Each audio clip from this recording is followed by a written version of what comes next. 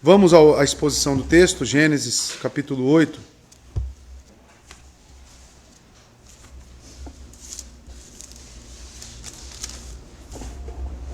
Vamos continuar aqui a nossa exposição, irmãos.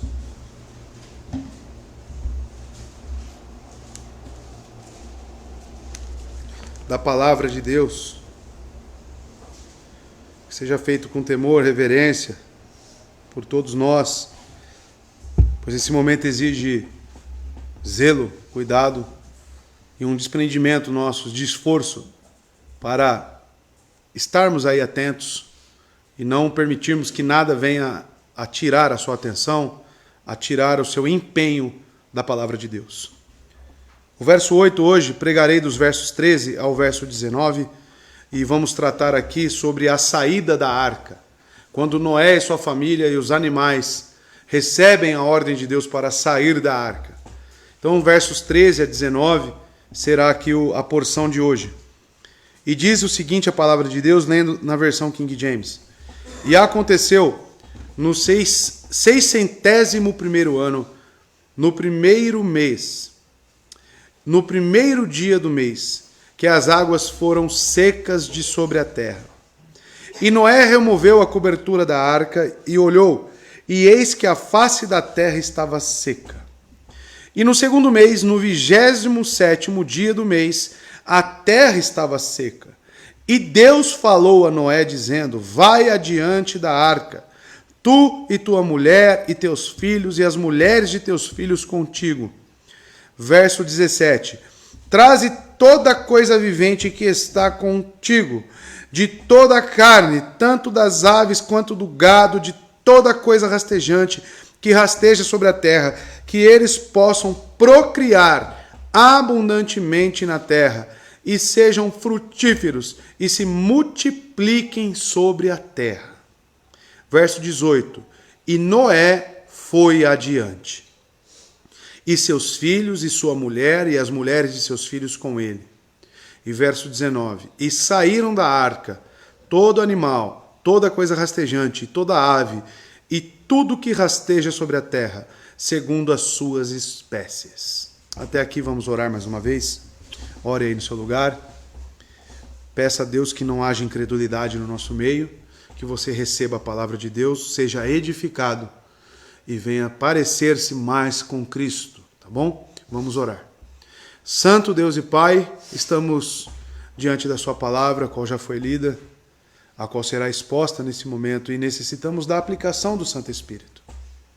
Que o Senhor também me conduza em toda fidelidade, em todo temor na sua palavra, me ajudando a expor de forma que haja entendimento até mesmo nas crianças. Que o Senhor, Pai de amor, edifique a sua igreja, exorte, corrija, e venha, Deus, a nos transformar cada vez mais à imagem e semelhança do seu Filho Jesus. Obrigado pela palavra, que tanto nos dá esse crescimento, mas eu peço também que o Senhor salve os perdidos, impenitentes, com o poder do seu chamamento, o poder do Evangelho. Que possamos enxergar Cristo nesta exposição. Que possamos enxergar a esperança contida nele. Que possamos colocar os nossos olhos no autor e consumador da nossa fé. Obrigado, Deus. Assim eu oro, agradecido no nome santo de Jesus Cristo pela sua palavra. Amém. Gênesis 8, 13 a 19, como dito, trata então da saída da arca. Então temos aqui o relato de Moisés sobre justamente Noé recebendo essas últimas ordens, acabando-se então a ira de Deus, aplicada ali naquele momento, as águas se esvaindo, se diminuindo, a ponto da arca repousar, mas Noé ainda ali esperando uma ordem, esperando um comando. E através desta atitude de Noé, nós vamos extrair aqui, amados, alguns ensinamentos. Tá? Então, olhe para o texto como uma atitude cristã, uma atitude de vida cristã.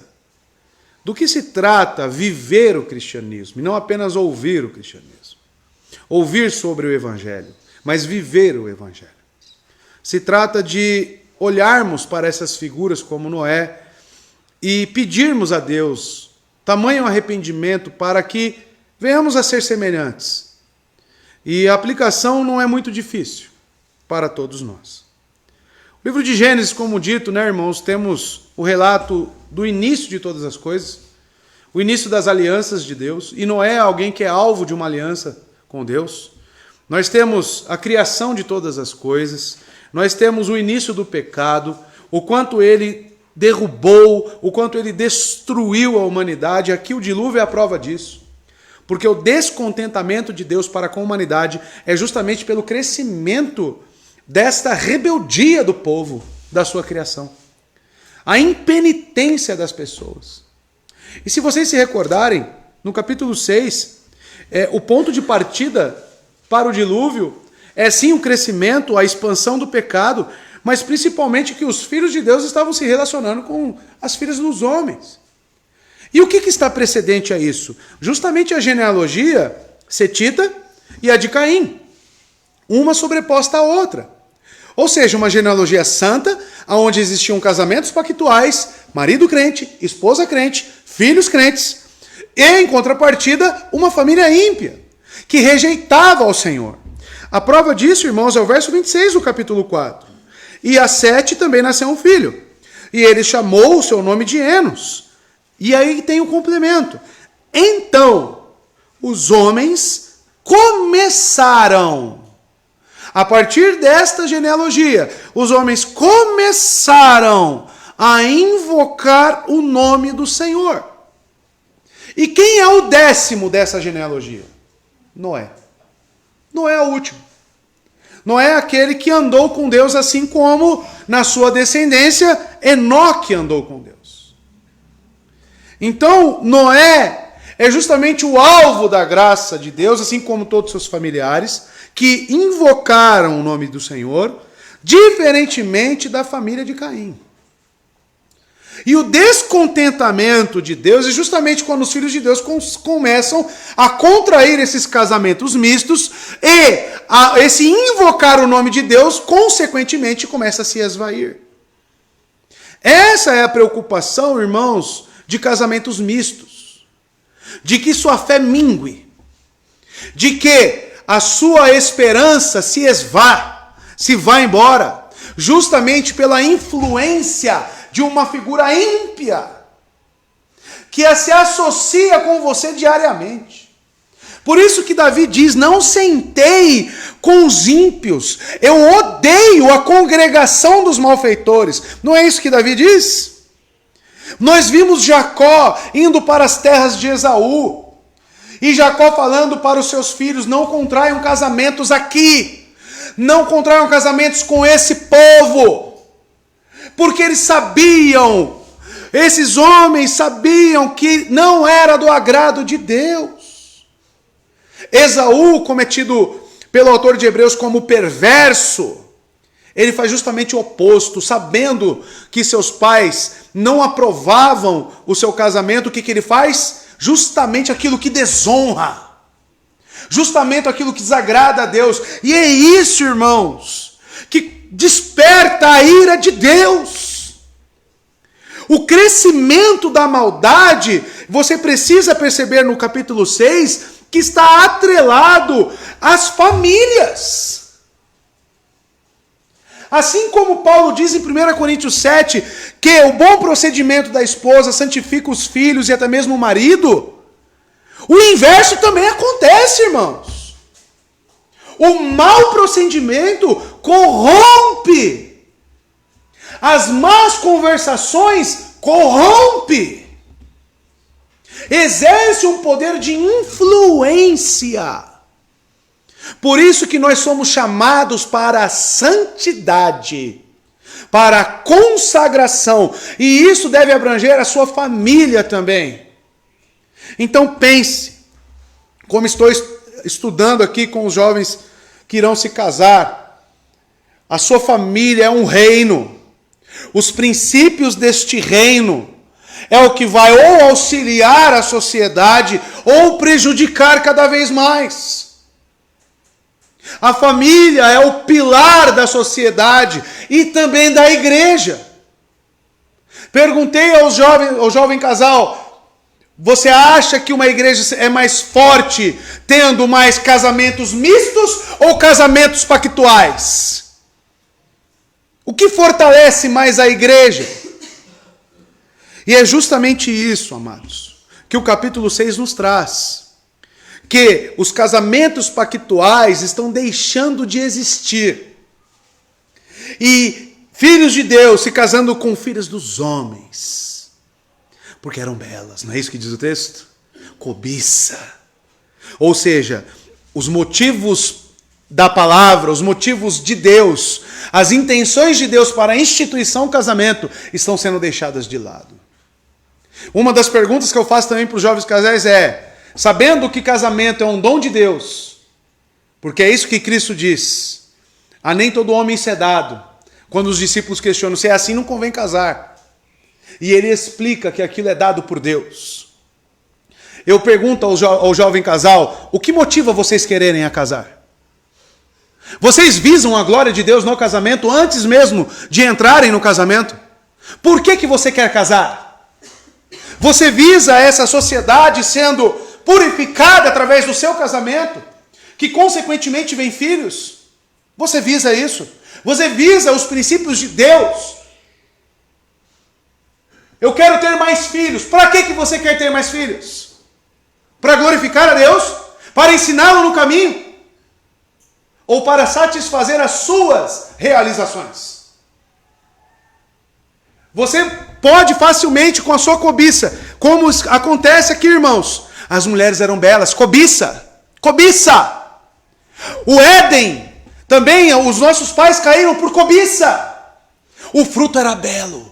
Diz o texto, o fruto era desejável. As pessoas pegam coisas santas, casamento, filhos, e profanam isso. Por causa da cobiça, por causa dos desejos corruptos. Você tem que claramente ser sincero com você. Você quer filhos para realização própria? Ou você quer filhos para a glória de Deus? Você quer se casar por motivações próprias? Ou você quer se casar por causa das motivações de Deus? Para amar a sua esposa como Cristo amou a igreja? Para se submeter ao seu marido? E os dois juntos, com o terceiro elo que vem Deus no casamento, aquele casamento é algo que sustenta a sociedade. Agora, muitos casos, irmãos, justamente para sair de casa, justamente para ter as suas realizações, para conseguir as suas coisas, de casado vai ser melhor. Não é assim que as pessoas pensam?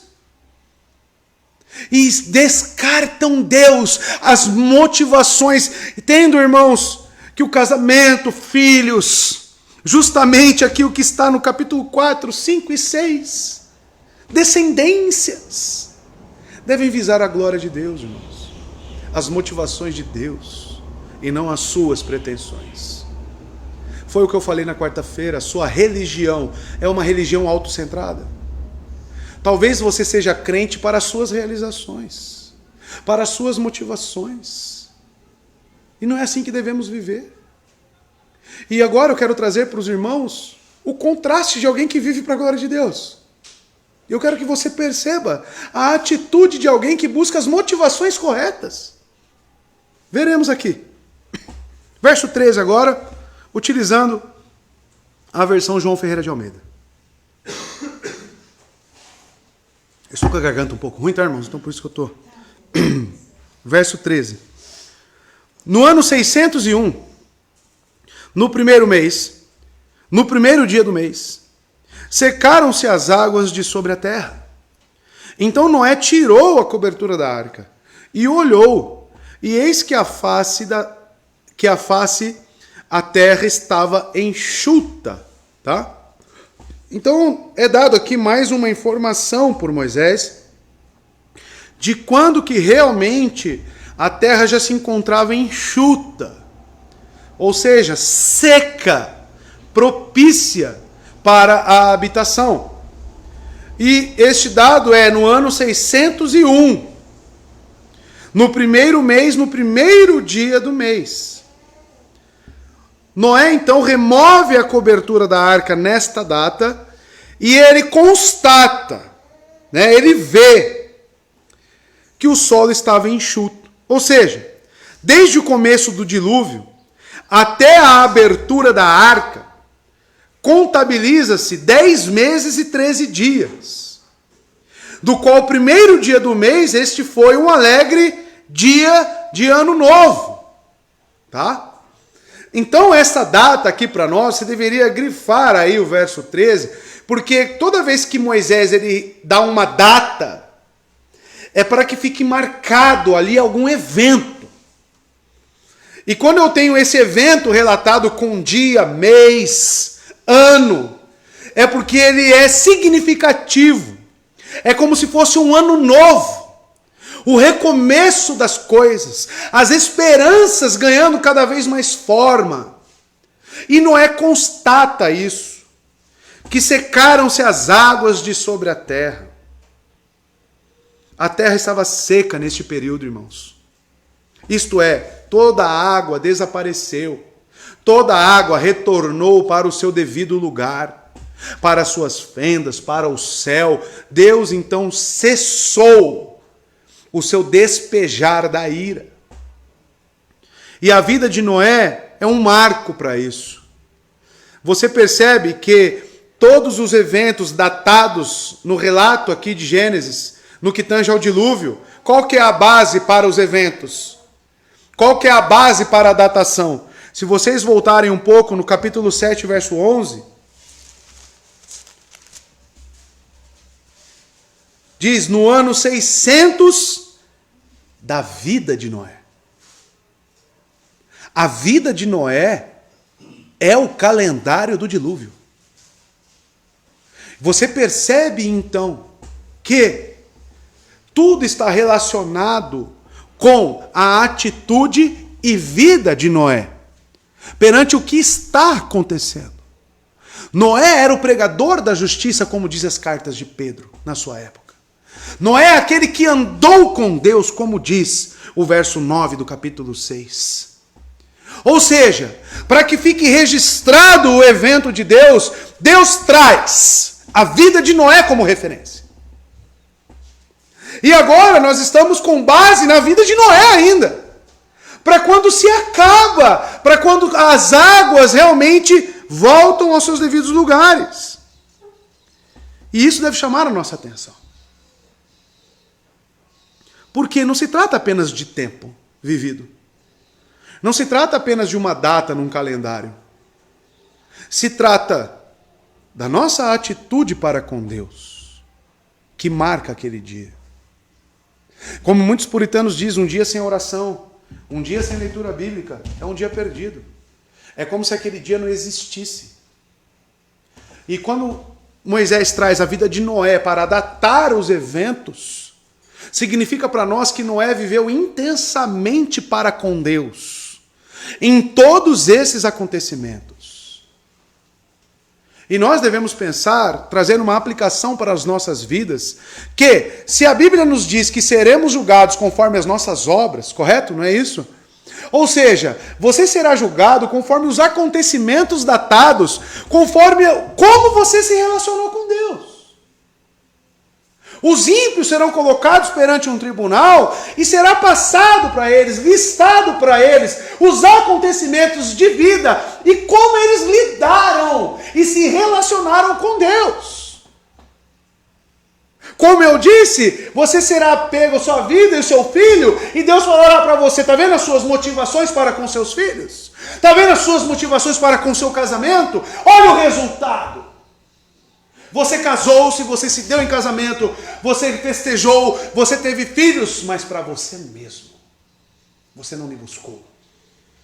Então aquilo será um marco, de uma forma negativa, para a sua vida. E Noé é o exemplo claro para nós, de vida prática de cristianismo. E de que como Deus está relatando as coisas, inspirado pelo Espírito Santo, Moisés, relatando todos os acontecimentos com base na vida de Noé. a vida de Noé. E isso me faz pensar o que Deus marca no calendário do André. O que Deus marca como os acontecimentos que me acompanham na minha vida. No ano tal, André, você fez isso. No ano tal, você se rendeu ao meu filho. No ano tal, você casou-se. Com qual motivação? E assim, os eventos são também registrados em nós. Apocalipse diz que foram abertos livros, correto? E é claro que aquilo é algo figurado, né? Porque Deus não precisa de livro para lembrar dos acontecimentos. Mas passa a ideia para nós de que tudo será colocado diante de nós. Existirá um julgamento. E quando eu olho para a vida de Noé e Moisés relatando os acontecimentos com base na sua idade, isso me chama muita atenção. Muita atenção. Eu não me lembro de nada que tenha na nossa vida, no nosso calendário, que seja realmente marcado. Né? Nós temos aí o dia de Tiradentes, nós temos outros dias, né? A proclamação da República, mas poucos dias são lembrados pela vida específica de alguém. O nascimento de Cristo, o Natal, né? Mas não é aquela data, foi inventada. Enfim. Mas quando eu olho para Noé, eu vejo um homem comum, com uma família comum, com um trabalho comum, mas que sendo lembrado e preservado como a única família na existência da Terra. A vida dele, então, marcou o dia também em que as águas se secaram.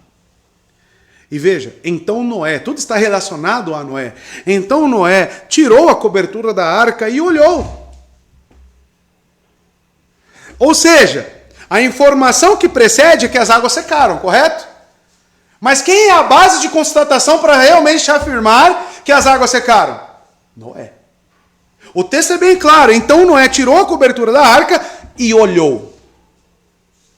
Ou seja, o testemunho desse homem serve como validação. A atitude desse homem serve como comprovação. Noé foi testemunha ocular. Ele tirou a cobertura da arca. Não toda a cobertura, mas o suficiente para dar uma perspectiva, né, da terra que estava ao seu redor. Ele teve uma perspectiva muito reconfortante. Ele olhou e eis que a face da terra estava enxuta. Então perceba que o verso 13 é interessante, que tem a data baseada na idade de Noé e também uma informação de que a terra secou, mas ela é ratificada pela constatação de Noé. E aí eu lanço a pergunta para você, meu querido. O cristianismo, a religião que você vive, ela realmente é constatada pela sua vida? Cristo é muito claro quando diz que conhecemos a árvore pelos seus frutos. E que a sua vida, ela constata se o cristianismo que você professa é verdadeiro. Noé, por ser o agente de constatação, é porque o testemunho desse homem era um testemunho verídico. Era um testemunho de constatação. Nós somos cartas abertas ao mundo. E será, meu irmão, que a sua vida constata alguma coisa do Evangelho? Será que a minha vida e a sua vida constata o que contém nas Escrituras? Noé é utilizado, irmãos, por Deus para constatar o recomeço. E qual é o nosso recomeço? Quais as boas novas que nós anunciamos? O que significa boas novas? Nós anunciamos realmente este nascer de novo. Porque assim como Noé está se deparando com a terra propícia para a reabitação, nós também temos que anunciar algo que significa o renascimento. De ser retirado do mundo e ser colocado realmente nos cuidados e no relacionamento com Cristo. E o que vai nos trazer uma constatação além de palavras? A nossa vida. Tiago diz claramente, não sejam apenas ouvintes, sejam praticantes do Evangelho. Noé, amados, para nós, deveria ser realmente um parâmetro de vida cristã. Vida cristã, como veremos mais para frente. E eis que a face da terra estava enxuta. Perceba, quando a pomba voltou, na semana passada eu preguei sobre esses espias, correto? O corvo, né, a pomba. E a pomba chega num determinado momento que ela não volta mais. Então Noé abriu o telhado da arca, olhou para fora e eis que o solo estava, segundo o texto, enxuto. O olhar de Noé volta a contemplar a terra que ele conhecia. A nova vida abriu-se para ele. Essa constatação era de recomeço. Era uma constatação de esperança. Porque, amados, pense em um homem que ficou 1 ano e 10 dias, mais ou menos, dentro da arca, debaixo daquele dilúvio, debaixo dos tremores da terra, dos barulhos ensurdecedores, talvez trovões, ventos com certeza. Um homem que esteve no olho do furacão. O que pensava um homem dentro de uma arca que não tem luz, cheio de animais com a sua família, e ele tendo que cuidar de todos eles no meio de toda essa tribulação ali na arca? O que passava na cabeça de um homem que tinha a responsabilidade de cuidar de tudo aquilo ao seu redor? Certamente ele temia a Deus. Certamente ele entendia que aquilo era a ira de Deus sendo colocada sobre o mundo, porque Deus anunciou a ele que estava descontente. Ele sabia claramente. Agora eu quero que você pegue o contraste de você tirar a tampa da arca e você constatar que não tem mais aquelas águas, não tem mais aquela chuva. E você vê o sol, e você vê a relva renascendo. Certamente o coração de Noé foi alimentado com esperança, com recomeço. E isso, amado, me faz pensar que você tem essa contemplação em Cristo. Por que a Bíblia diz que Ele é o príncipe da paz? Por que a Bíblia diz que nossa alegria está nele? Porque é como nós, amados, como Noé, abrir esta arca e contemplar um recomeço. É como sair de um quarto escuro e entrar na contemplação de uma natureza bela. Você sair de um estado de ira e ser colocado na paz para com Deus, deve existir em nossos corações contemplação, admiração. Você olha para Cristo e enxerga isso? Você olha para a mensagem da cruz, o Evangelho, e seu coração é alimentado de esperança e recomeço? Ou você vive reprimido, você vive sufocado pelo pecado, nas amarras do pecado? A lei de Deus continua te oprimindo, a lei de Deus continua te colocando somente para baixo, ou você é alimentado diariamente pela esperança e pela alegria que existe em Cristo Jesus? Eis a diferença, irmãos, de quem vive sobre a ira de Deus, dentro de uma arca, num dilúvio, talvez, para aquele que abre a arca e contempla o recomeço. Existe um contraste aqui no que está acontecendo. Noé, então, ele vive tanto a preservação no meio da ira de Deus, quanto o recomeço, a esperança, o alívio, a alegria. E nós, como cristãos, que professamos Cristo, vivemos isso? Você se sente em paz para com Deus? Você tem alegria em Cristo, mesmo quando todas as outras coisas estão dando errado? Como cantamos, meu refúgio está em Deus. Ou seja, tudo pode acabar. Tudo pode dar errado. Mas o fato da cruz é irremovível. O meu Salvador e o meu Redentor vive. E lendo Jó, talvez fosse isso que ele estivesse procurando. Um ponto ali realmente de constatação da sua fé. Tanto que no final ele diz: o meu Redentor vive. É Jó que diz isso. Você pode dizer isso, irmão? Não só com palavras, mas com um coração que sente realmente paz para com Deus. Você tem alegria em Cristo. Porque é isso que representa aqui este momento. O Salmo 30, verso 4 e 5, fala sobre Deus. Eu gostaria de começar a trazer também esse pensamento de quem Deus é. Deus é o que o salmista aqui diz na sua palavra. Cantem louvores ao Senhor. Vocês, os seus fiéis, louvem o seu santo nome. Pois a sua ira só dura um instante, mas o seu favor dura a vida toda. O choro pode persistir uma noite, mas de manhã irrompe a alegria. Deus, Ele é longânimo. Deus é misericordioso. Deus é cheio em graça, em misericórdia. E a ira de Deus, se comparada com a benevolência que Ele concede ao povo, nós pensemos no dilúvio. 1 ano e aproximadamente 10 dias, se comparado com toda a vida de Noé, foi só 1 ano de ira. Nós temos que pensar que o nosso Deus é rico em misericórdia. Nós temos que entender que o nosso Deus se ira, sim, contra o pecado, mas Ele é rico em misericórdia. E é isso que estamos vendo aqui. A ira de Deus cessou. É uma grande misericórdia, amados, vermos a terra à nossa volta, estar aqui hoje. Noé estava mais ciente disso do que nós estamos.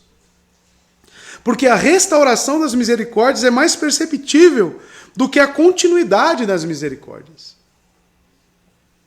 Noé, ele pôde viver os extremos. Noé pôde viver um período de ira de 1 ano e 10 meses mais ou menos, e agora ele pôde ver e constatar um período onde a misericórdia de Deus estava sendo despejada sobre a terra. O recomeço.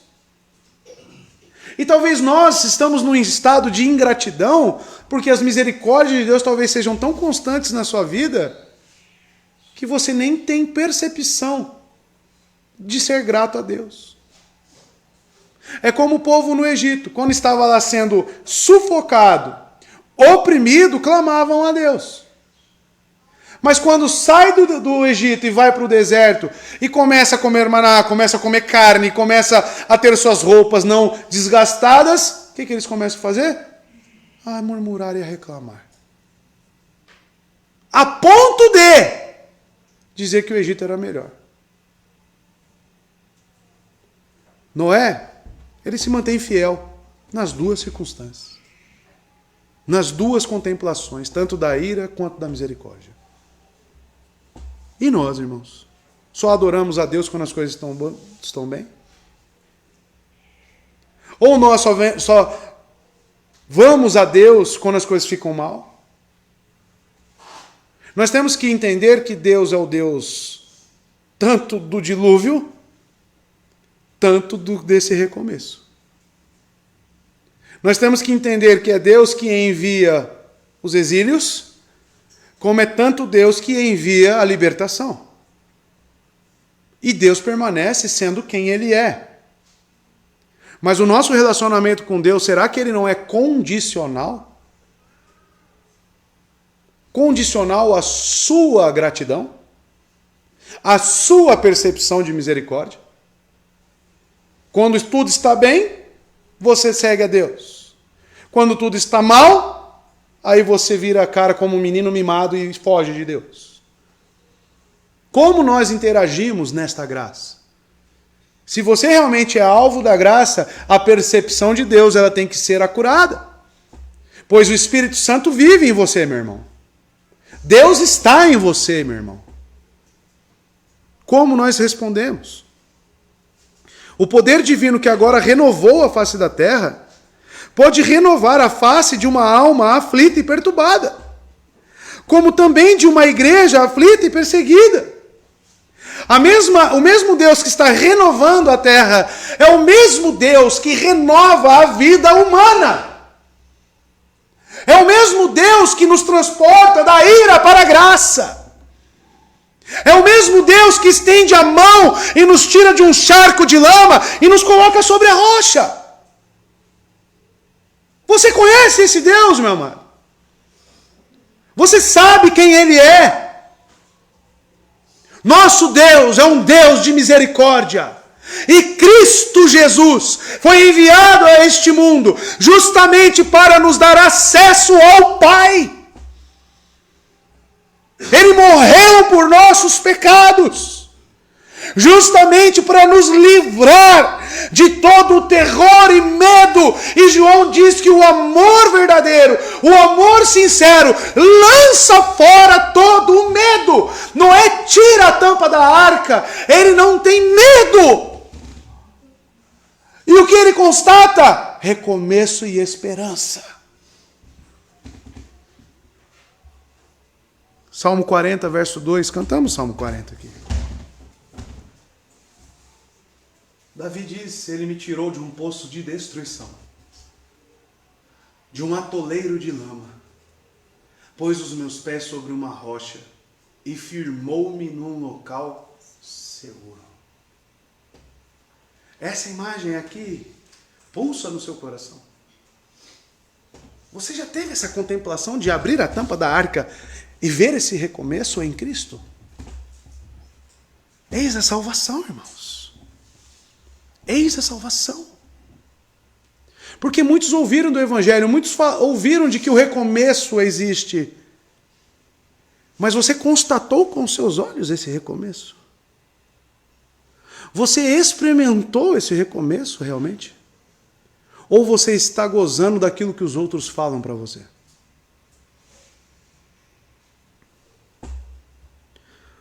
O Deus que estende a mão é o Deus que oferece esperança. Devemos olhar para Deus como alguém que não apenas se ira, mas alguém que tira os perdidos de um charco de lama. Nosso Deus é o Deus de esperança e misericórdia. E quando nós olhamos para a cruz, nós temos que ver ali os atributos de Deus. Por completo. Você constata na cruz a justiça de Deus. Você constata na cruz a santidade de Deus. Você constata na cruz a ira de Deus, com certeza. Mas você constata na cruz misericórdia, amor. Você constata isso na cruz. Benevolência. Amado, se você fizer um estudo da obra de Cristo na cruz, você consegue perceber os atributos completos de Deus. E isso deve gerar em nós esse recomeço. Porque Cristo ele foi alvo dessa ira justamente no nosso lugar. Ele se ofereceu como sacrifício propício, justamente para nos tirar de um estado condenatório. Você contempla, porque somente se você abriu essa tampa da arca e constatou o recomeço, é que realmente, olhando para Cristo, você é salvo. Verso 14. No segundo mês, aos 27 dias do mês, a terra estava seca. Eu trouxe aqui uma cronologia, eu gostaria que os irmãos, quem tem caneta e papel, pode anotar. E depois você faz uma matemática básica aí. Na minha conta deu 1 ano e 6 meses. Mas alguns teólogos vão falar de 1 ano e 10 meses de dilúvio. Então qual a cronologia do dilúvio? Porque aqui temos mais uma datação, correto? No verso 14. No segundo mês, aos 27 dias do mês, a terra estava seca. Né? Primeiro, no capítulo 7, verso 12, então você anota aí e constata. Houve 40 dias durante os quais a chuva caiu. Né? 40 dias, 40 noites, então 40 dias. Segundo, durante outros 110 dias, as águas continuaram a subir, fazendo que prevalecessem por um total de 150 dias. Isso está onde? Capítulo 7, verso 24. Então já temos duas datações aí. Dois períodos onde é contabilizado o tempo. Tá? Terceiro, as águas ocuparam 74 dias em seu indo e minguando. Isso foi o 17º dia do mês, até o primeiro dia do 10º mês. Capítulo 8, verso 4 e verso 5. Havendo então 30 dias em um mês, os números em dias são 30 e 17, né? 30 mais 30, então dá um total aqui de 74 dias, tá? Quarto, 40 dias se passaram antes de Noé enviar o corvo. Gênesis 8, versos 6 e 7. Tá? Então mais 40 dias. 5. 7 dias se passaram antes de Noé enviar a pomba. Capítulo 8, verso 8. Então mais 7 dias. 6. 7 dias se passaram antes de ser enviada a pomba pela segunda vez. Capítulo 8, verso 10. Mais 7 dias. E outros 7 dias precedendo a terceira viagem da pomba até que ela não volta mais. No capítulo 8, verso 12, nós vimos isso. Então, mais 7 dias, né? Então, qual o total aqui? Até este ponto, a qual estamos aqui, 285 dias foram computados. Mas o episódio seguinte é datado no primeiro dia do primeiro mês do ano 601. Desde a data do capítulo 7, verso 11, que é colocado a idade de Noé no ano 600 da vida de Noé, no segundo mês, no 17º dia do mês, ali começa o dilúvio. Então, até este ponto, né, amados, é datado 285 dias. Desde a data do 7:11 até este ponto, no verso 14, no verso 13, há um período, irmãos, de 314 dias. Tá? Portanto, aqui há um intervalo de 29 dias no verso 14. E desde a remoção da cobertura da arca até o fim do mesmo, dessa experiência, houve mais 57 dias. Tá? Então, do verso 13 por verso 14, mais 57 dias. Dando um total aqui, segundo essa contabilização, e depois você vai pegar todos esses dados aí, esses versos, vai fazer a contabilidade, dá 371 dias. Que vai dar ali 1 ano e 6 meses, né? Considerando 365 dias no ano. Né? Então, um pouquinho de matemática. Olha como a Bíblia tem matemática. Né? Você tem que ir contando, tem que ir fazendo aí a conta. Enfim, 1 ano é certo que Noé ficou naquela arca. 1 ano e alguns quebrados. Tá? No mínimo.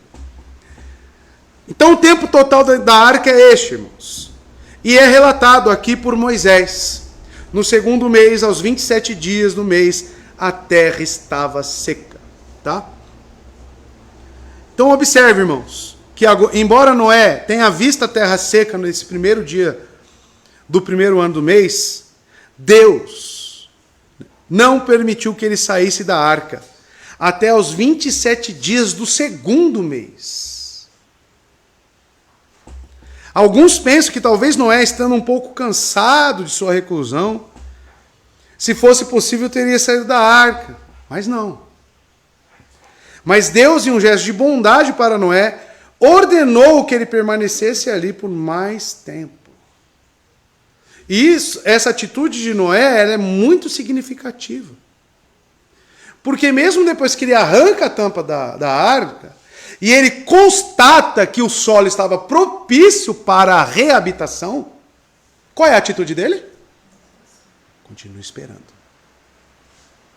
Tudo já estava claro, Deus mandou sinais para ele, mandou a pomba lá com o graveto, ele olhou, ele constatou, o corvo também não voltou, ele recebeu as confirmações de Deus, mas ele saiu agindo?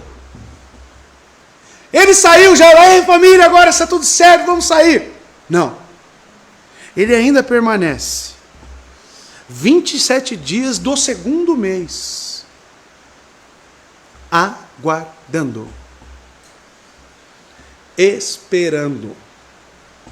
Então passou-se todo o primeiro mês e mais 27 dias do segundo mês. Tendo todas as constatações, ele aguarda.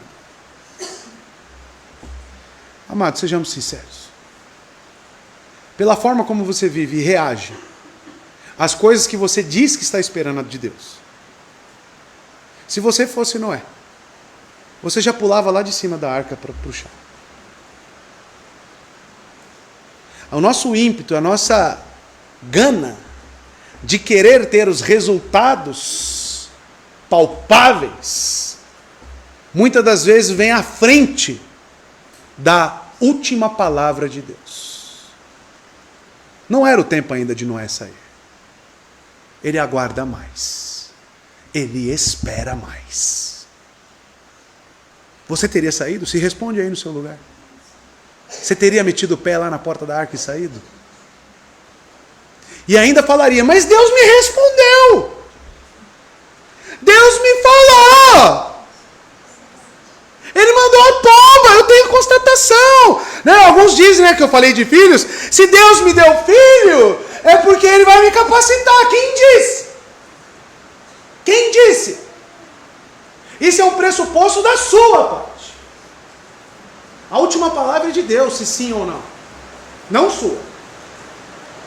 Noé não agiu com pressupostos. Ele agiu com clareza. Com 100% de certeza. E isso veio mediante a ordem de Deus. E nós, irmãos? Nós gostamos de ajeitar as coisas para nosso favor. Nós olhamos para a providência muitas das vezes e falamos, aí, tá vendo? Se Deus não quisesse, Ele não teria feito assim. Mas às vezes Ele pode fazer e não ser da vontade que realmente Ele quer. É isso que você precisa entender. Aí você pode estar pensando, mas isso vai trazer confusão para a minha mente, pastor, agora que eu não sei de mais nada. Isso acontece para que você dependa 100% de Deus. Para que você confie 100%, não é 99,9%. 100% em Deus. É uma dependência, irmãos, de crentes para com Deus, olhando para Noé, de aguardar até o último segundo. E se ele não se pronunciar, eu não ajo. Eu não movo um dedo se Deus não falar. Não é você criar essas falas de Deus, porque muitos criam. Ah lá, Deus está falando, mas é algo que você está criando. É você ter certeza absoluta de que é Deus quem está te ordenando na sua palavra. E tem uma grande diferença. Aí você pensa, mas quando que eu vou ter 100% de certeza, pastor, de que é Deus? Olhando para Noé, primeiro, aguardando pacientemente em Deus. Segundo, adorando Ele, porque certamente Ele continua, aqueles 7 dias que vimos semana passada, Ele tem a sua vida de adoração constante. Então a forma de esperar é exemplificada em Noé. E sempre tendo contato com a sua palavra. E as coisas irão acontecer. Porque o verso 15 vai nos deixar claro isso. Né? Então falou Deus a Noé. Vocês percebem? Que nunca parte de nós, sempre parte de Deus. Noé, mesmo com as constatações, ele só vai agir a partir do verso 15. Então falou Deus a Noé. Aqui é algo claro. Aqui é algo que não é para ter dúvida. Aqui é algo que realmente nos possibilita, nos capacita a agir. O que eu falei do casamento e as motivações corretas é justamente isso. Eu só vou partir para um casamento quando o quê? Quando eu estudar, orar em conjunto com esse estudo, entendendo o que significa o casamento e aguardando em Deus, eu ter as motivações a qual a palavra me informa, que eu não posso gerar por mim mesmo. Então, quando eu tenho isso, aí sim eu vou para a segunda etapa, que é aguardar em Deus que Ele me dê alguém para eu casar. E nós agimos como? Olha lá o casal perfeito com 2 filhos, aí fala: nossa, você podia me dar isso, né, Deus? Eu te pergunto, nessa fala, a motivação está correta? Totalmente errado. Totalmente errado. Eu pego algo que talvez seja realmente de Deus, mas que não, Deus não falou para mim ainda. Deus não gerou isso no meu coração. E você começa a manipular as coisas dentro de você. Você começa a gerar desejos cobiçosos. Você começa a transformar coisas dentro de si. E usando a palavra de Deus. Você entende que isso é uma profanação? Aonde você deve esperar, analisar o que Deus nos instrui.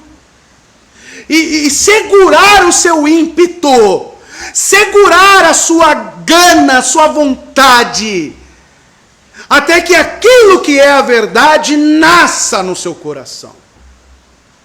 Enquanto isso não nasce, você não recebeu. Enquanto Deus não te deu, é porque não é para você. Não adianta você querer forjar as coisas. E sabe como Deus age, irmãos? Pela Bíblia nós vemos isso. Às vezes Ele vai dando corda, não vai?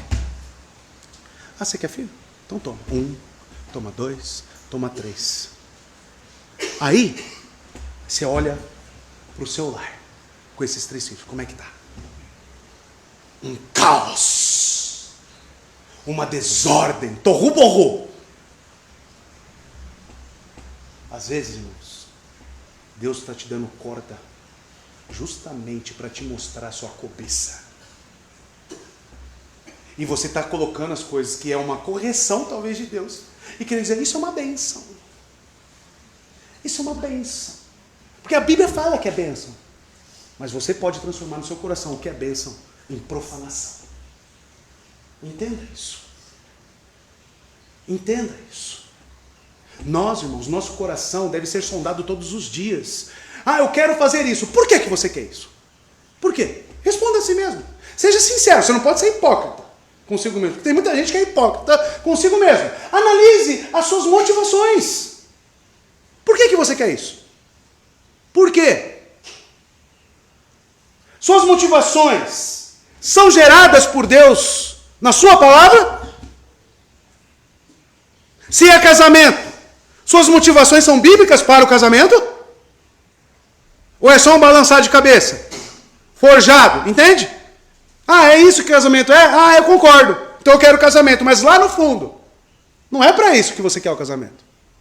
Lá no fundo, é para atender a sua vontade. É para saciar você. Ah, quero uma igreja bíblica. Para que você quer uma igreja bíblica? Para ser aconselhada pelo seu pastor? Para andar em comunhão com a igreja, ser submissa? Exercer o amor com a igreja? Orar pela igreja? Ou você quer uma igreja bíblica para satisfazer a sua vontade? Você entende quem nós somos? Você entende a capacidade do seu coração? Talvez não. Talvez não. E como é que eu vou discernir isso? Olhe para a sua realidade, como está. Sua família está na igreja? Seus filhos estão no caminho do Senhor? Você, como marido, tem sido um bom marido? Você tem cumprido com os seus papéis bíblicos? E talvez toda a dificuldade que você tenha passado é porque você iniciou com as motivações erradas. Motivações próprias. Quantos casamentos desiguais nós temos na igreja? Casaram com as motivações corretas? Estão colhendo agora os resultados. Agora, se eu analisasse a Bíblia e aguardasse no Senhor com as motivações bíblicas, esperando Ele gerar em mim isso, qual a chance de dar errado isso? Qual é a chance de Noé sair daqui e realmente não recomeçar a povoar a terra? Nenhuma, zero. Porque quando Deus fala para fazer, é porque Ele está indo com você e executando para você. Quando eu ajo na minha independência, você vai só, meu. E Deus deixa. E Deus ainda traz provisão para que você se estropie. Nunca se esqueça disso, irmão. Nunca se esqueça disso. Deus tem disponível em todos os seus meios neste mundo quantas coisas para nos disciplinar? Quantas? Jó foi doença, mas e para você? Tudo porque agimos precipitadamente, por cobiça. Sonde as suas motivações, irmãos. Sonde, porque senão lá na frente você vai penar muito, muito. Todos os caminhos de cobiça na Bíblia foram bons? Sansão. Olha Sansão. Até onde que ele foi? O que aconteceu com ele? Olha, irmãos. Então falou Deus a Noé. Embora Noé não tivesse, então, amados, nem um pouco aterrorizado ante o dilúvio, ainda assim sua paciência é elogiada no seguinte: que ele, embora tendo tido essa visão da terra como um lar propício para um lar, né? O mundo propício para um lar, a terra seca, enxuta, ele não se aventurou a sair da arca. Homens profanos podem atribuir isso à timidez, ou mesmo à indolência, mas não, irmãos. Isso é santo que ele está fazendo. Isso é produzido aqui em Noé, essa atitude de esperar, pela obediência da fé. E talvez é isso que falte para mim e para você. Obediência da fé. Portanto, devemos estar cientes de que Noé se viu restringido por uma santa modéstia, de dar-se ao desfrute da generosidade da natureza, até que ouvisse a voz do Senhor, de Deus, levando-o a agir assim. Sair. Ouça mais a Deus, irmãos. Isso acontece na nossa igreja. Eu posso contar nesta mão aqui, irmãos. Tem 19 membros. Eu posso contar nesta mão aqui, ó. Quantos se aconselham com o pastor? Nessa mão aqui. Quantos buscam... Não, eu estou falando aconselhamento bíblico. Não estou falando minha opinião. Pastor, eu preciso entender sobre esta situação na minha vida. O que a Bíblia direciona? O que a Bíblia me fala? Dá para contar nessa mão, irmãos. Quem tem essa atitude? A maioria das pessoas age, depois se estrumbica, aí vem, pastor. Deu ruim, pastor. Aconteceu isso, isso, isso. E agora eu não estou conseguindo, não sei o que fazer mais. Por quê? Porque não buscou esse então disse Deus a Noé. Não estou falando que eu sou o porta-voz de Deus, né? Não estou falando isso que a última palavra é a minha, pastor. Não. O aconselhamento é bíblico. Quando você vem até mim com uma situação, eu falo, vamos olhar para a Bíblia? Vamos olhar para situações na Bíblia em que se assemelha com isso que você está vivendo? E talvez o Espírito te conduza a uma determinada situação. Por exemplo, o Flávio me trouxe uma questão muito difícil. Né? Ele trabalha com marketing e o cliente pede, às vezes, para colocar naquele vídeo de marketing uma música que talvez seja uma música profana. Aí ele perguntou para mim, e aí, devo fazer ou não fazer, pastor? Aí eu fiquei encurralado, falei, e agora? Porque eu pensei, é o trabalho dele. É o meio de vida dele. Né? E outra, ele está servindo a alguém que está pagando por isso. E ele não trabalha só para crentes. Ele está no mundo. Né? Paulo fazia tenda só para crentes. Né? Então, amados, é algo que a consciência cristã, devido ao direcionamento bíblico, deve trazer para ele a decisão. E não é eu falar. Mas eu trouxe todo um panorama. Falando com alguns irmãos, eu trabalhei em loja que o dia inteiro era música profana, mas eu tinha que trabalhar. E eu tinha aquele emprego. Mas ao mesmo tempo eu posso me posicionar. Ó, não concordo com essa música. Ó, você está me pedindo para colocar no vídeo, mas essa música é uma música profana. Que você pense nisso, aí você prega o evangelho em cima daquilo. Mas se posicionando, dizendo, não, eu não sou a favor disso. Né? A linha é muito tênue para nós não cairmos na relativização do pecado e tomar uma atitude cristã correta. E às vezes eu não vou ter todas as respostas. Mas eu vou apelar para o Espírito que habita em você e para a palavra de Deus. Então o aconselhamento bíblico é bíblico e deve ser usado por todos nós. Eu me aconselho com outros pastores. Tem situações que eu pego o telefone, pastor Silas, aconteceu isso aqui. Ó. O que o senhor acha? Já passou isso aí na sua igreja? Falo lá com o Meninel. Como aconteceu aqui? Né, dessas igrejas puritanas. Aconteceu lá. Eu falei, e aí, William? O que aconteceu? Como é que vocês agiram? Eu peço aconselhamento. E isso é bom, isso é bíblico. Isso traz crescimento. Mas na igreja eu consigo contar nessa mão quantos fazem isso. Alguma coisa está errada.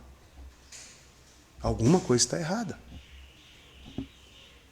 Amados, a prontidão de responder a Noé, veja, que quando nós aguardamos em Deus, quando nós fazemos uso dos instrumentos nos dados na cruz, como a igreja, como aconselhamento bíblico, Deus está pronto a responder a Noé.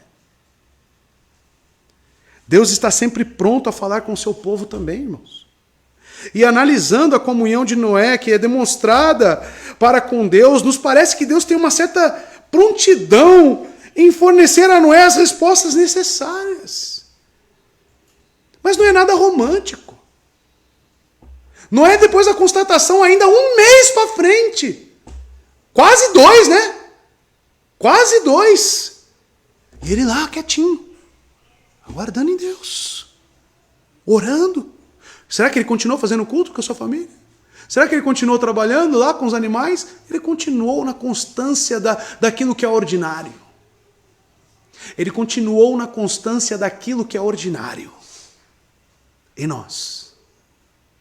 Quero novas revelações. Quero o sobrenatural de Deus. E esquece de viver o aqui e agora. Noé permanece. E Deus, olhando para a atitude de Noé, Deus poderia ter ficado quieto? Fala nada, vai viver aí na arca agora. Vou mandar os bichos trazer comida para vocês dentro da arca. Vocês não vão sair mais dentro da arca. Vão ficar aí. Só os filhos de vocês. Vocês procriam dentro da arca e eu ponho para fora. Deus poderia fazer? Poderia. Mas não. Ele aguarda e Deus se prontifica em fornecer a Noé a instrução. A resposta necessária. Desde os animais enviados e até agora, diretamente, Deus está conduzindo tudo. Vocês percebem isso? Que venhamos almejar esse tipo de relacionamento, onde Deus nos fala em sua palavra, um relacionamento de intimidade, de amor, de obediência, que gera resultados. É isso que vai gerar resultado na nossa vida, irmãos. Aguardar no Senhor. E se Ele ainda está em silêncio, e se Ele ainda não está respondendo, continue esperando.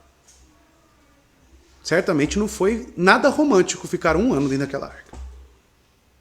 Certamente não foi nada agradável ficar lá dentro. Verso 16. O que disse Deus? Olha aí o que disse Deus. Sai da arca. Na versão King James diz, vai adiante da arca. E juntamente contigo, tua mulher, teus filhos e as mulheres de seus filhos. Depois de 1 ano, né, e talvez 6 ou 10 dias, Deus ordenou o desembarque. Mesmo Noé tendo evidências de que a terra estava seca, ele só saiu da arca quando Deus deu a ordem para desembarcar. Ele não move um pé sem a ordem divina. Então esperou pela autorização de Deus para sair da arca. Assim como ele recebeu a ordem para entrar na arca, para construir a arca. Tudo provém de Deus, irmãos. Tudo provém da iniciativa de Deus, não nossa. Que você, em nome de Jesus, aprenda isso hoje. Vem de Deus. Deus gera em nós. Deus cria em nós. Deus fala com a gente. Tá? Não é a gente que fala com Deus, é Ele que fala com a gente. É esse relacionamento de ação. Para você partir para a ação, aguarde em Deus. Amados, por mais difícil que fosse o seu confinamento, ele iria esperar esta ordem. Noé não saiu Note que devemos em todos os nossos caminhos reconhecer a Deus e colocá-lo diante de nós em todas as nossas mudanças. Somente aqueles que seguem a direção de Deus e se sujeitam ao seu governo é que permanecem sob a proteção de Deus. Aqueles que aderem firmemente à palavra de Deus como sua regra de fé e prática e são guiados por sua graça e como seu princípio. Eu faço uma pergunta para você, você que descarta aconselhamento bíblico. Não é aconselhamento do pastor André, do pastor fulano, do pastor ciclano. Aconselhamento bíblico. Você que descarta aconselhamento bíblico. Você tem a Bíblia como manual de fé e de prática para você? A resposta pode ser não. Porque se você descarta o aconselhamento bíblico, numa alta independência, não, eu entendo a Bíblia. Cuidado. Cuidado.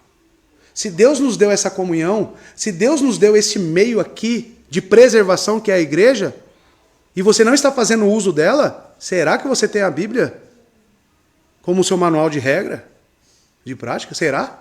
Eu só te pergunto isso. Eu descarto os meios de graça e ao mesmo tempo falo que a Bíblia é o meu norte, GC. Como? Incoerente. Incoerente. A sua religião é incoerente. A sua fé não é bíblica se você age assim. Não é bíblica.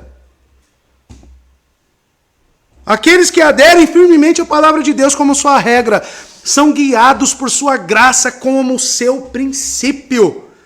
Buscam o conselho de sua providência para ajudá-los na aplicação dessas instruções.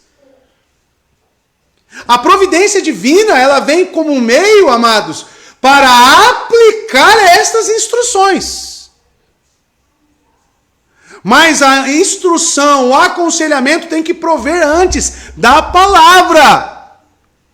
As pessoas ficam olhando para a providência e para as coisas como estão sendo movidas como constatações finais. Não. A primeira e última é a palavra. A providência apenas confirma aquilo que Deus diz. Tá? Toma cuidado. Toma cuidado. E se você está descartando a palavra de Deus como seu guia e assimilando as coisas de Deus como somente a providência, você está num caminho tortuoso. Você está num caminho tortuoso. Vocês estão entendendo o que eu estou dizendo, irmãos? Está claro para os irmãos o que eu estou dizendo? Toma cuidado.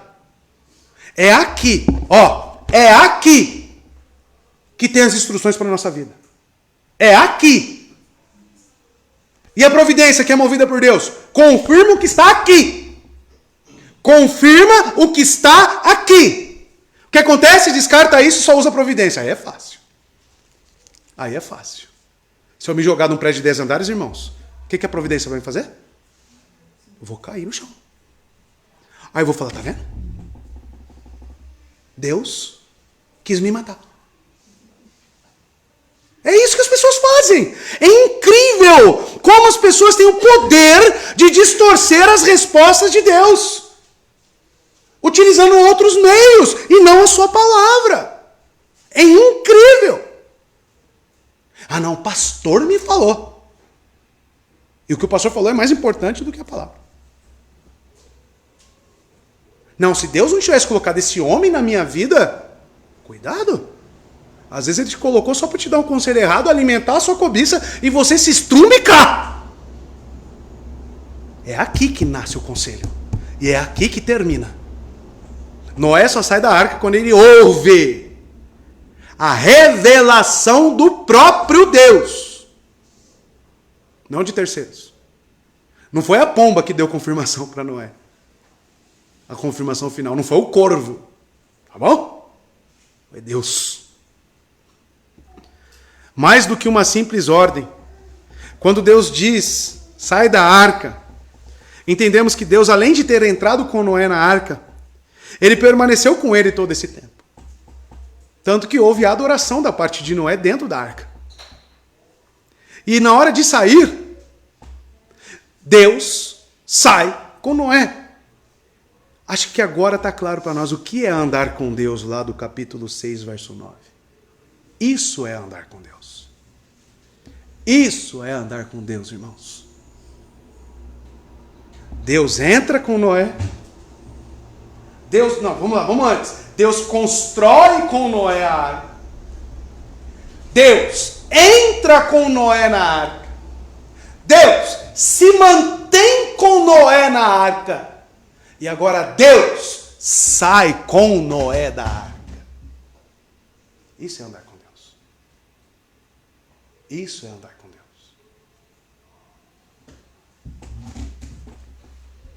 Amados, o dilúvio cessou. E mesmo após um incrível cansaço, que eu olho para Noé, certamente ele está cansado. Certamente ele está ali, já numa situação, o cheiro da arca, né? Toda aquela situação ali não é uma situação romântica para um homem viver. Não é. Não é. Mas essas dificuldades, irmãos, não se sobressaem nas atitudes e decisões de Noé.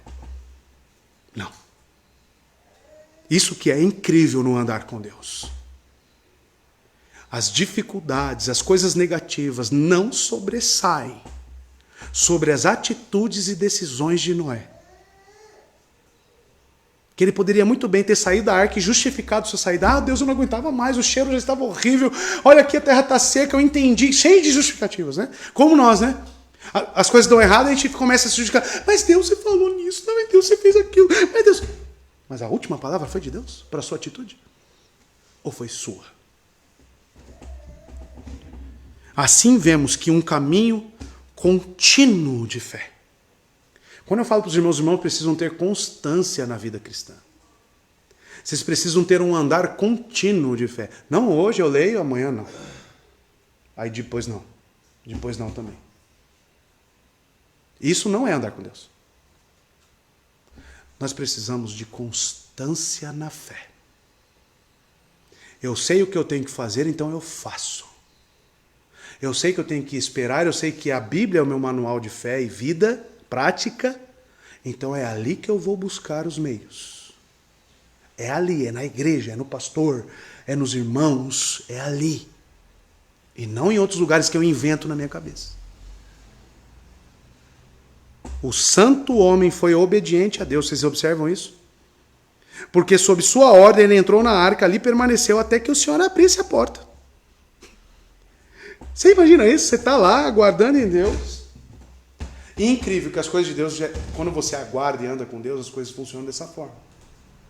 Eu falo para os meninos, é como se caísse no seu colo. Assim. Ele aguardando, a porta da arca abriu. Deus abriu. Não foi ele que fechou? Verso 16 do capítulo 7. Quem fechou a arca? Quem abre então? Abriu. É como se Deus estivesse, agora sim, você pode ir, porque eu estou abrindo. Não é você, com as suas habilidades, sua força, com o seu intelecto, com o que você acha. Não é você, sou eu. Sou eu. Será que nós entendemos isso, irmãos? Que é Deus quem abre, é Deus quem fecha? Aí você vai em Apocalipse, o que fala de Cristo? O que ele abre, alguém fecha? E o que ele fecha, alguém abre? É ele. Então confiamos nele. Aguardamos ele. Agir, isso é agir em conformidade à palavra. Até mesmo nas coisas simples. A Escritura nos recomenda autocontrole. Para que não façamos nada senão a santa consciência. Cativa a palavra de Deus nos ordene. Quão imprudentes são os homens que, quando se endurecem em relação aos assuntos religiosos, por agirem como lhe apraz, sem levar em consideração o conselho de Deus. E de fato não se deve esperar que Deus a cada momento pronuncie, por meio de oráculos especiais, o que se deve fazer.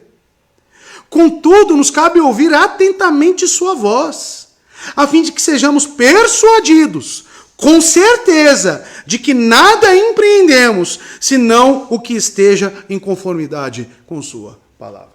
Eu li para os irmãos, eu vou ler de novo. Tá? Lá em Provérbios 3, para o momento da oferta, não sei quantos perceberam, né? Mas perceba.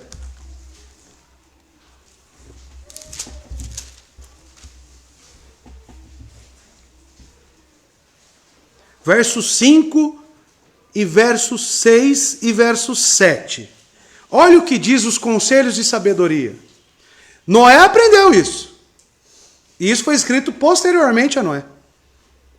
Confia no Senhor de todo o teu coração e não te apoies em teu próprio entendimento. Tá? Não, eu entendo a Bíblia. Cuidado. Não te apoies em teu próprio entendimento. É sempre bom ouvir alguém que você sabe que o Espírito Santo também habita nele. Por quê? Eu posso aplicar a minha vontade na Bíblia. Eu posso forçar o entendimento da Bíblia. Tá bom? Por causa da cobiça. Então sempre a igreja está aqui para isso, irmãos. Deus te deu outros irmãos justamente para isso. Para que vocês conversem da palavra. Se aconselhem na palavra. Cantem a palavra. Orem a palavra. O conselho é claro. Não te apoies em teu próprio entendimento. Em todos os teus caminhos, reconheça-o.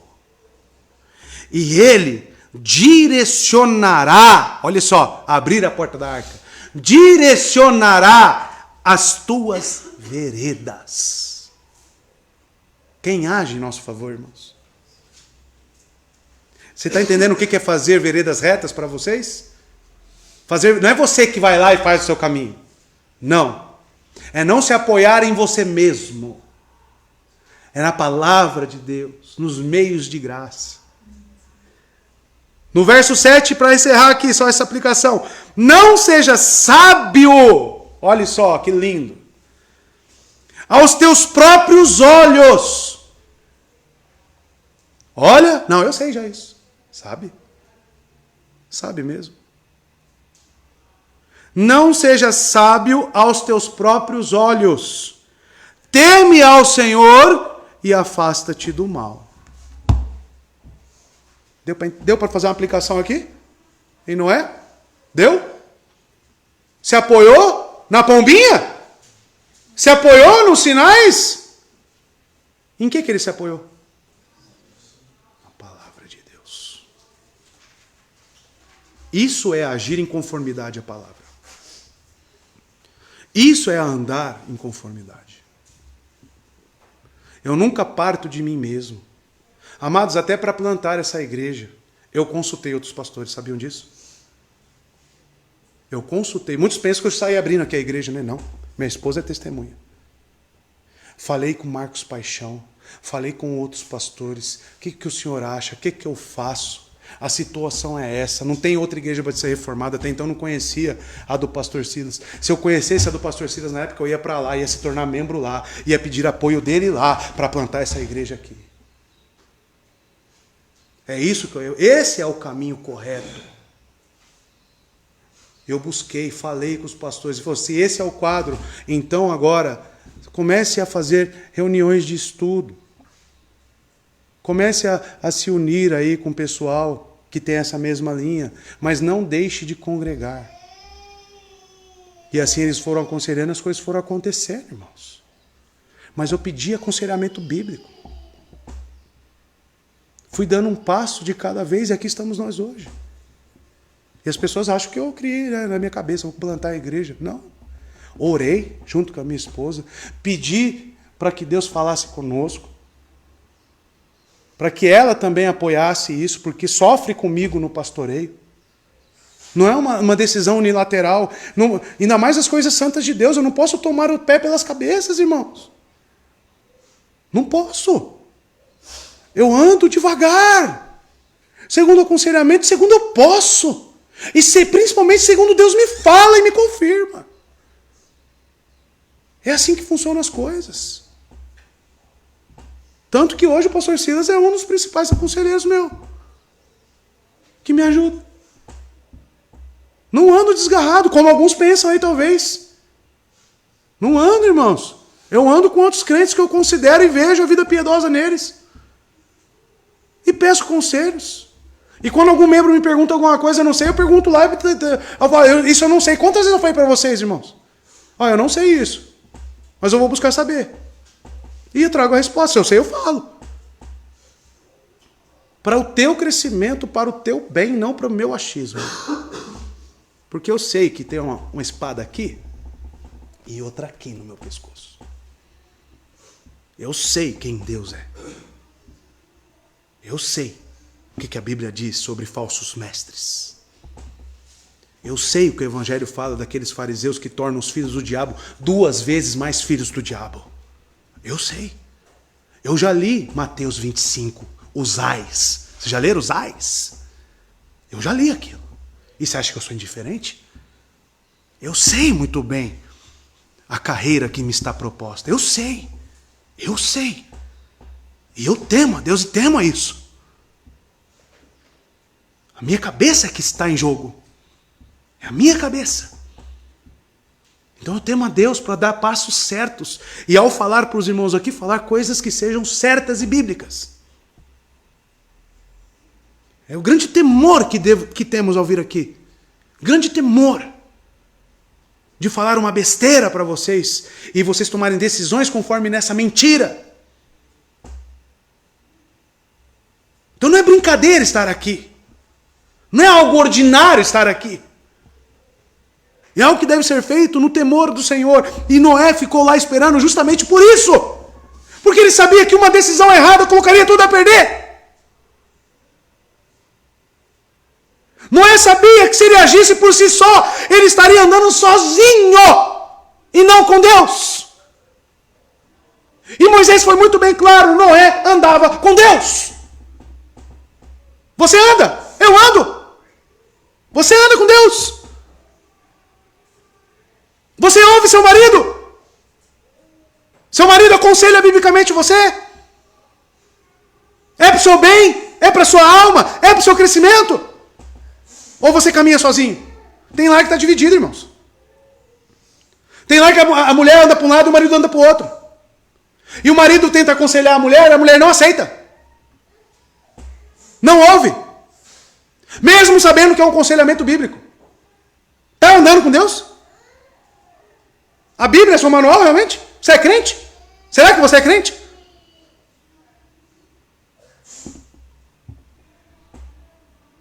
Noé, repito, não teve uma atitude autocentrada. Não teve. A religião de Noé é viva. Esse é o verdadeiro cristianismo. Isso é cristianismo. Paulo só ia pregar numa cidade depois que orava. Depois que recebia a confirmação de Deus. Vou plantar uma igreja lá. Você acha que Paulo saía plantando igreja assim, em qualquer lugar? Vocês não leram Atos, não? O Espírito o impedia. Não, lá não, Paulo. Lá não, Paulo. E por o Espírito agir daquela forma, por que você acha? Porque Paulo tinha uma disposição de oração e de andar com Deus. E não saía andando e fazendo o que achava a bel prazer. Noé e todos esses homens da Bíblia nos mostram o que é o cristianismo verdadeiro.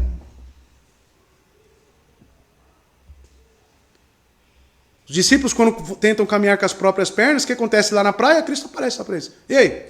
Pegaram o peixe aí? Pegaram o peixe aí? Deu certo aí? A atitude de vocês, autocentrada, deu certo? Traz aí. Traz o peixe aí, cadê? Traz aí. É o que Tiago fala. Me mostre sua fé sem obras, que eu te mostro a minha fé pelas minhas obras. E essas obras são geradas por quem? Por Deus em obediência à sua palavra. Por Deus em obediência à sua palavra. Se hoje essa igreja aqui está indo, e qual é o sinal? Se os membros estão sendo santificados e se tornando semelhantes com Cristo cada vez mais, é porque Deus está conosco. E é Deus que está gerando isso nesta igreja. E não por causa do pastor André. É Deus que está direcionando as coisas. E o final, que vai se replicar no verso 17 também, do verso 16 e 17, perceba o final do verso 16, tu. Então veja, a palavra de Deus é direcionada, tem um pronome aí, tu. Como se Deus estivesse apontando para Noé, tu, Noé. Ele é o primeiro. Percebam a ordem das coisas aqui. Quem é o primeiro a ser citado nas palavras de Deus? Noé. Tu, e juntamente contigo, tua mulher, teus filhos e as mulheres dos teus filhos. E aqui tem um detalhe muito importante, porque inclusive no hebraico, o que está traduzido aqui na King James como contigo, veio de uma palavrinha et. E o que significa? Com, perto, juntamente com. Algo que está na proximidade. Então, amados, o que isso significa? Que saiu Noé com seus filhos, sua mulher e as mulheres de seus filhos. Então, Deus fez com que os recém-casados, enviando Noé, sua mulher juntos, e seus filhos, mulheres, para que pudessem ser férteis e multiplicassem, como veremos no verso 17. Mas essa saída de Noé, juntamente com sua família, nos permite afirmar que Noé obteve êxito, como sacerdote do seu lar.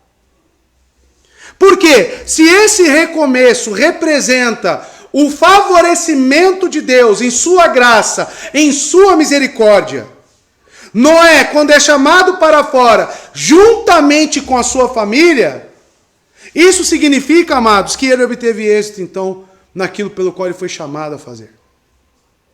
Como sacerdote, como responsável, como cabeça da sua família. Deus não dá ordem, sai todo mundo. Ele destaca a liderança de Noé, vocês perceberam isso no texto? Tu, juntamente contigo. Ele destaca a liderança de Noé, o cuidado de Noé, o aconselhamento de Noé para com a família. E assim Noé, liderando todos aqueles ali na arca, sai com eles. Vocês viram o conceito de família aqui? Que invocam a Deus? Vocês viram o conceito aqui do sacerdócio? Da responsabilidade dos homens casados? Você viu? Deus vai chamar você, homem, prestar contas da sua família. Deus vai chamar você. E aí, Victor? E a sua família? E aí, André? A sua família? A responsabilidade é nossa, homens. E veja que o recomeço de todas as coisas, Deus destaca a liderança de Noé. Assim como fez com Adão. Assim como fez com Adão. E o verso 17, veja. Todos os animais que estão contigo. Contigo. Ele poderia falar, e todos os animais. Mas ele destaca que estão contigo. Ou seja, que estão sob os seus cuidados. Que estão sobre a sua liderança. Que estão sobre a sua governança. De toda a carne, tanto aves como gado, como todo réptil que se arrasta sobre a terra, traze-os para fora. Mais uma vez aqui a palavra é contigo. Contigo. Olha as nuances do texto, que se uma leitura desapercebida, você não percebe. Contigo, juntamente com você. Está assim na sua Bíblia aí? Contigo, está na João Ferreira de Almeida. Para que se reproduzam abundantemente na terra e frutifiquem e se multipliquem sobre a terra. Noé recebeu ordens para trazer para fora os animais junto com ele. Tendo tido cuidado de alimentá-los por todo o tempo durante o dilúvio. Tendo sofrido tanto por causa deles. O Senhor estava lhe dando a honra agora de conduzi-los como se fossem os seus exércitos, recebendo a sua homenagem. E também saíram da arca todos os animais, todos os répteis, todas as aves, segundo a sua família. Deus está aqui dizendo, Noé, eu vi o seu andar comigo, eu sei quem você é. Estou agora contigo para a misericórdia. Porque o que estava fora da arca? Toda aquela beleza do recomeço, toda aquela graça exposta. Noé, agora saia, desfrute, multiplique-se junto com você, Noé. Noé tem uma figura central aqui. Noé tem uma figura central aqui. Nesse preservar de Deus e juntamente com a sua família. Noé é um líder. É um líder que abençoa os que estão em sua volta. Deus direciona através da liderança de Noé a ordem para os demais. Começando por sua família, estendendo através dos meios relacionais, que são os animais, inclusive. Aqui temos uma memória da governança instituída no Éden, como Adão. Onde o homem deveria liderar a sua família, conduzir a criação para a glória de Deus. Não foi isso que Adão recebeu? Noé também. Destacamos o sacerdócio de Noé. Deus centraliza em Noé todas as ordens que se estendem para os demais.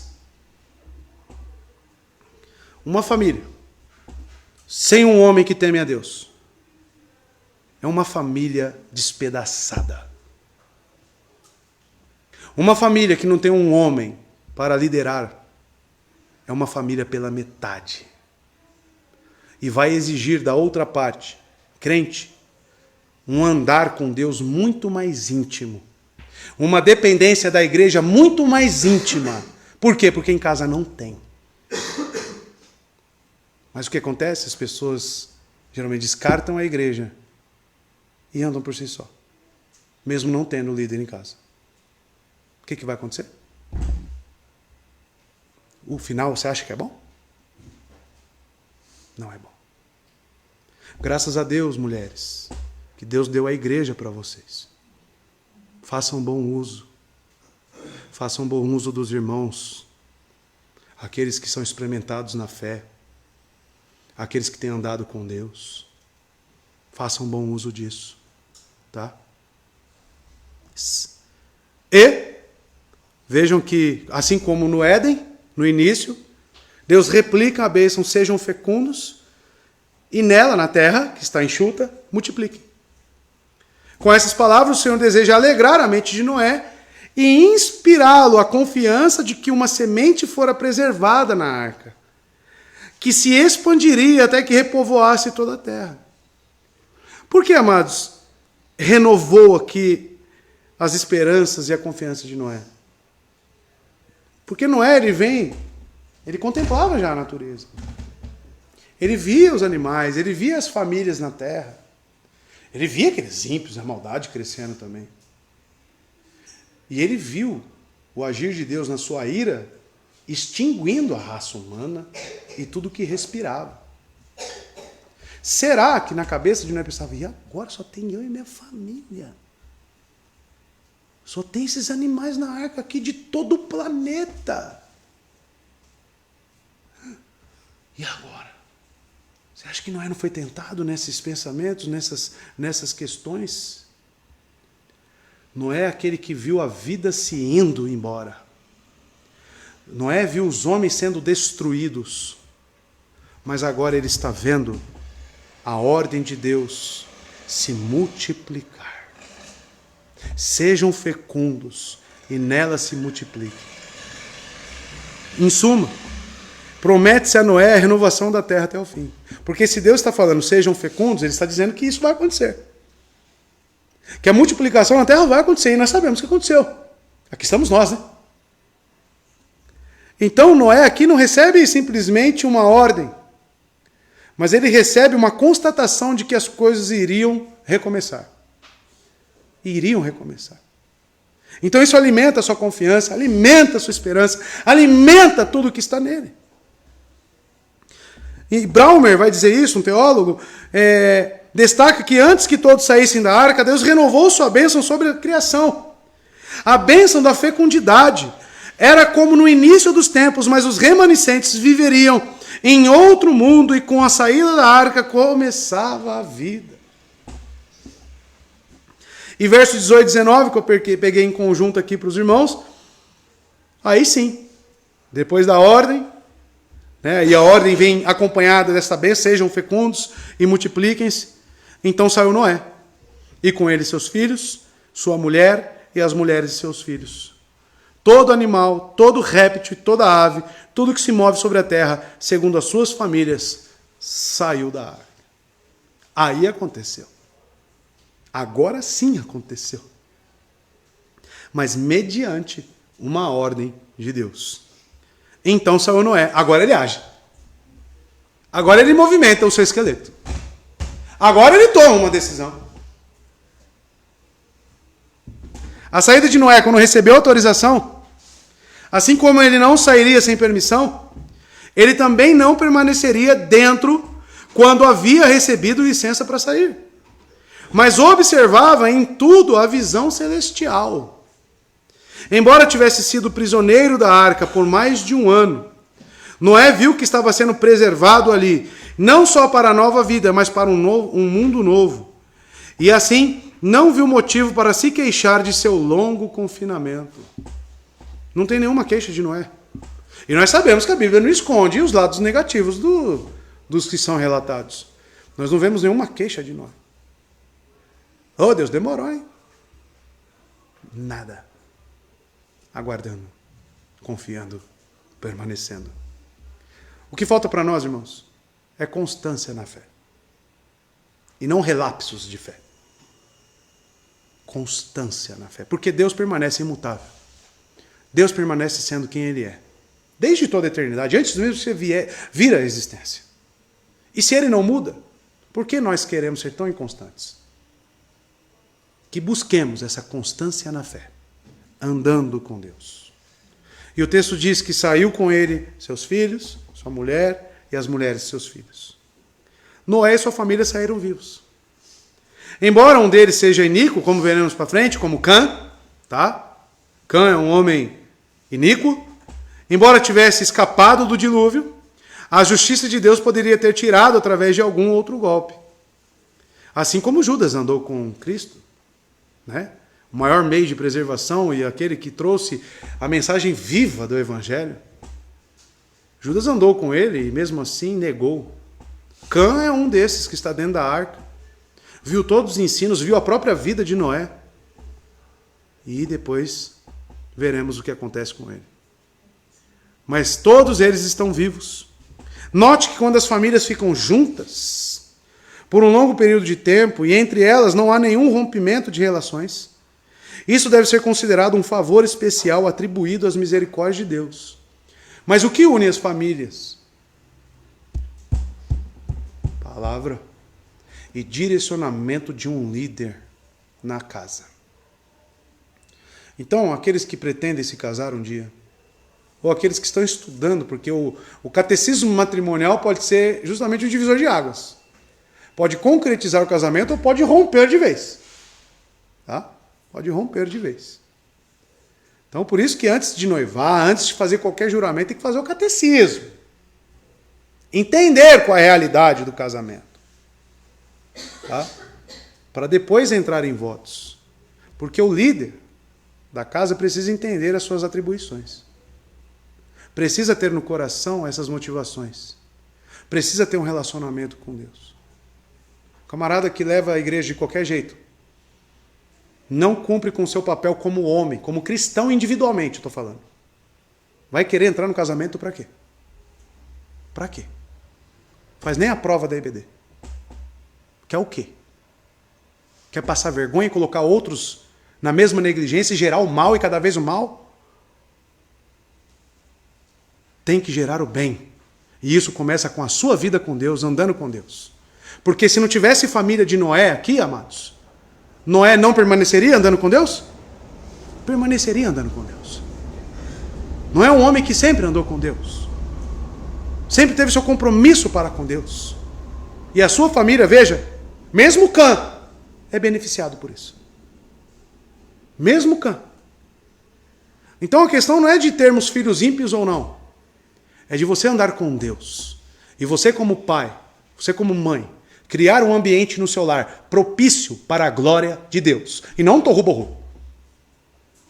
E não uma desordem total. Nós temos que ser prudentes nisto. E entender o que nós precisamos e buscarmos arrependimento. Antes de tomarmos qualquer tipo de decisão. Então, amados, todos estão vivos. E note que essa família foi preservada. E também, olha só, até os animais.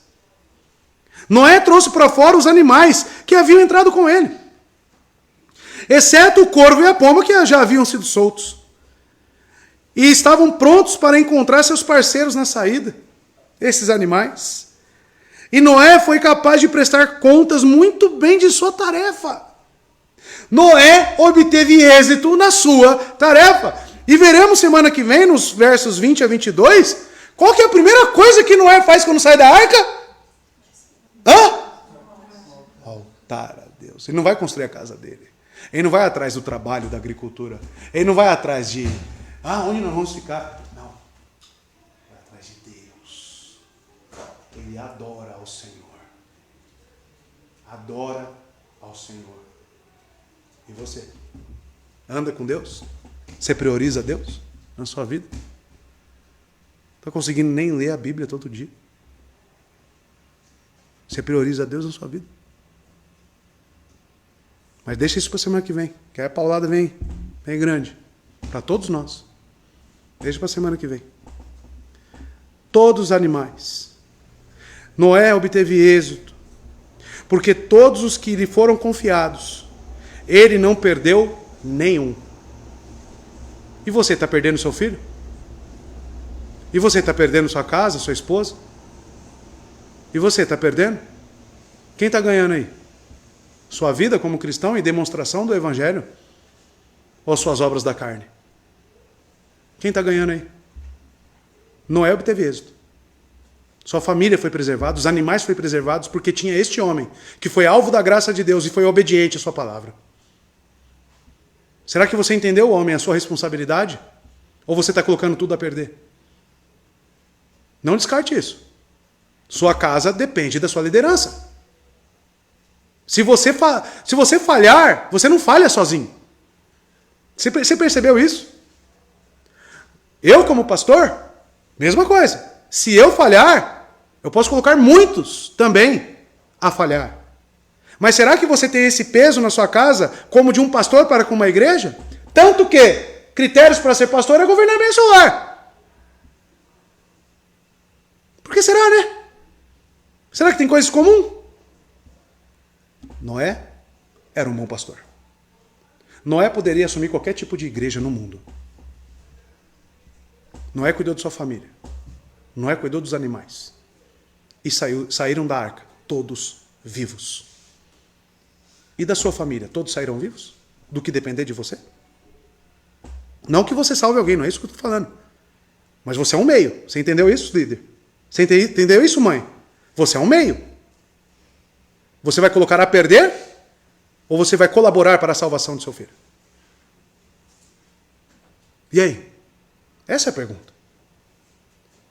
E começa com a esposa, maridos. Sua esposa está como espiritualmente? Eu temo, sinceramente. As mulheres que estão com filhos ficam saindo do culto toda hora e não estão recebendo a palavra de Deus. Como é que elas estão sendo cuidadas em casa? Você deveria fazer 2, 3 cultos a mais na semana. Para suprir essa falta do que elas estão tendo aqui. Você está fazendo? Então você está colocando a sua família na derrota e na destruição. Você é o responsável por isso. Você. Se a sua esposa está fraca espiritualmente, está andando em carnalidade, você é o culpado. Você é o culpado. Eu sou o culpado. Eu sou responsável pela minha esposa. Porque o marido santifica a esposa. E quer entrar em casamento? Como? Avalie sua vida. É uma grande responsabilidade. O parâmetro dado aqui é Noé. Ele obteve êxito. Ele obteve êxito. Ele saiu da arca com a sua família e com todos os animais que estavam com ele. Ou seja, trabalhava para a glória de Deus, cuidava da família para a glória de Deus. Tudo que Noé fazia visava a Deus. Obedecia a sua palavra, guardava a sua palavra. Se Noé estivesse numa igreja, esse é aquele crente exímio. Noé ia se aconselhar com o pastor dele? O que você acha? Primeiro que eu acho que ele seria o pastor. Ele seria o pastor. Mas se ele precisasse de aconselhamento de alguém, ia pedir? Ia pedir. E nós, irmãos? E nós? Que você saia daqui pensando nisso hoje. Não é obter êxito. Glórias a Deus por isso. Porque entendeu o que é a graça, quem Deus é, e respondeu a isso. E você tem ouvido, domingo após domingo, quarta após quarta, e tem reagido como? Tem obtido mudança no seu lar? Então cuidado, porque talvez você esteja andando com a própria força, com a própria dependência. E você talvez vá longe, e depois o final seja a forca. A forca. Cuidado. Que Deus nos abençoe. Gere temor em nossos corações. E busquemos vidas condizentes com a palavra de Deus. Um cristianismo real. E não factoides. E não utopia. E não falsidade. Amém, irmãos? Deus abençoe os irmãos. Vamos orar.